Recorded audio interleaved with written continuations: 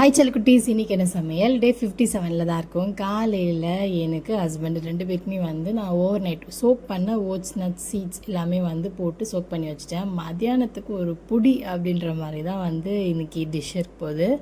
என்னென்னா, ஹஸ்பண்ட் வானகரம் போயிருந்தார். ஸோ ஒரு மல்டிபிள் ஃபிஷ்ஷு சீ ஃபுட்ஸ் வாங்கிட்டு வந்திருந்தார். அது இதை கெளிச்ச அப்படின்னு சொல்லுவாங்களா, இதை சம்திங் ஏதோ ஒரு மீன், அதுக்கப்புறம் எறா, பெரிய மீன், சின்ன மீன் இதெல்லாம் வாங்கிட்டு வந்திருந்தார். இது செப்பரேட் பண்ணி இதை கழுவி இதை நான் ஆஞ்சி ஐயோ க்ளீன் பண்ணி வைக்கிறதுக்குள்ளே ஒரு வழி ஆகிடும். ஆனால் அது எனக்கு ரொம்ப பிடிக்குன்றதுனால நான் க்ளீன் பண்ணி சமைச்சு சாப்பிட்றதுக்கு ரொம்ப ஈகராக வெயிட் பண்ணிகிட்ருக்கேன்.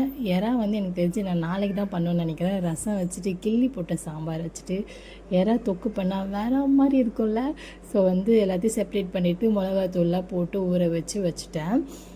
ஊற வச்சுட்டு இது ஃப்ரை தான் பண்ண போகிறேன். இன்றைக்கி கீரை குழம்பு பண்ணிக்கலாம் அப்படின்னு சொல்லிட்டு தான். எனக்கு தெரியாது இன்றைக்கி நான் மீன் வாங்குவேன் அப்படின்னு சொல்லிட்டு. சடனாக அந்த சைடு போனதுனால ஹஸ்பண்ட் வாங்கிட்டு வந்திருந்தார். ஸோ அதனால் முன்னாடியே நான் கீரை எல்லாம் வாங்கி க்ளீன் பண்ணி வச்சதுனால அதை எடுத்து வச்சா நம்மளுக்கு வேஸ்ட் ஆகிடும். ஸோ அதை கீரை குழம்பு, மணத்தக்காளி கீரை குழம்பு வச்சுட்டு அது கூட ஃபிஷ் ஃப்ரை பண்ணி சாப்பிட்றலாம் எம்மியா அப்படின்னு சொல்லிட்டு பிளான் பண்ணிட்டேன்.